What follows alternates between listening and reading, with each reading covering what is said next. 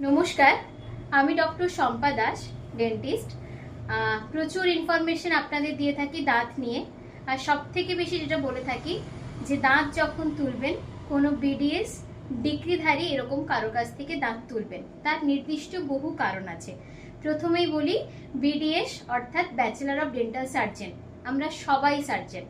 আমরা যদি মেডিসিন দিয়ে রোগ সারিয়ে দিতে পারতাম তাহলে আমরা কেউ সার্জন হতাম না। তো আমরা প্রত্যেকে সার্জন। আমরা যা কাজ করি সব সার্জিক্যাল কাজ করি। তো দাঁত তোলাও একটা সার্জিক্যাল কাজ। এবার ধরুন কোনো একটা দাঁত তুলতে গিয়ে যদি আপনার ভেঙে রয়ে যায়, সেটাকে বের করাটাও একটা কিন্তু সার্জিক্যাল প্রসিডিওরের মধ্যেই পড়ে। এবার ধরুন অনেক সময় ভেঙে গেল, সেক্ষেত্রে কি হয়, যদি একটু অল্প গোড়া 1/3 রয়ে যায় কোনো সমস্যা করে না। কিন্তু যদি ক্রাউন পার্টটা মানে যেটুকু আমরা চোখে দেখতে পাই এই অংশটা ভেঙে যায় আর পুরো রুট পার্টটা যেটা মাড়ির মধ্যে থাকে পুরোটা রয়ে যায়, তাহলে কিন্তু পরবর্তীতে আপনার সমস্যা হতে পারে। আজকে আমি একটা কেস আপনাদের দেখাবো। পেশেন্ট প্রায় 5-6 মাস আগে কোথাও দাঁত তুলেছে, তার হিস্ট্রি এখনো পর্যন্ত আমার কাছে প্রপারলি নেই। তো যেখানেই দাঁত তুলুক না কেন, তার যে অংশটা দেখা যাচ্ছে সাদা, সেই অংশটা ভেঙে দেওয়া হয়েছে এবং তার যেই অংশটা মাড়ির ভেতরে ঢুকে আছে সেই জায়গাটা কিন্তু রয়েই গেছে। বাইরে থেকে আমি একটু ক্লিনিক্যালি কেসটা দেখাবো। হ্যাঁ করুন।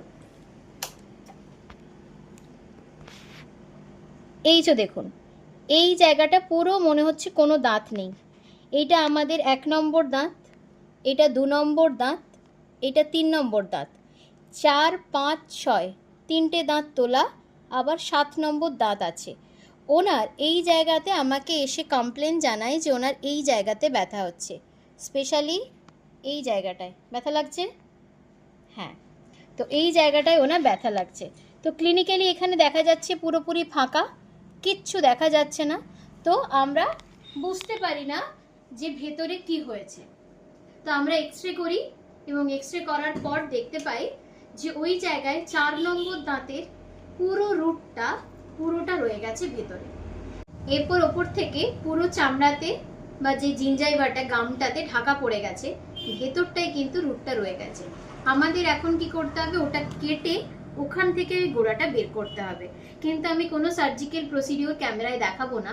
আমরা যে ট্রান্স অ্যালভিওলার এক্সট্রাকশনটা করলাম, মানে ওই হাড়টা কেটে ওখানে যে ভাঙা গোড়াটা বের করলাম, তো যেহেতু প্রচণ্ড রক্ত থাকে তাই আমরা কোনো ক্লিনিক্যাল প্রসিডিওর দেখাতে পারি না। তবে আমরা গোড়াটা পুরোটা বাদ দিয়ে ওই জায়গাটাতে সেলাই করে দিয়েছি। তো পেশেন্ট একদম ঠিকঠাক আছে, কোনো অসুবিধে নেই। তো যেটা বলার কথা সেটা হলো, এরপর থেকে যখনই কোথাও দাঁত তুলবেন একবার ডাক্তারের ডিগ্রিটা দেখে নেবেন এবং তার প্রিভিয়াস হিস্ট্রিটাও একটু চেক করে নেবেন। এই ধরনের দুর্ঘটনা যদি ঘটে তাহলে সেক্ষেত্রে কিন্তু আপনাদেরই অনেকটা বেশি সমস্যার সম্মুখীন হতে হয়। তো তাই জন্য এই সাবধানতাটুকু আপনাদের অবলম্বন করা প্রয়োজন আছে। সবাই ভালো থাকুন, সুস্থ থাকুন।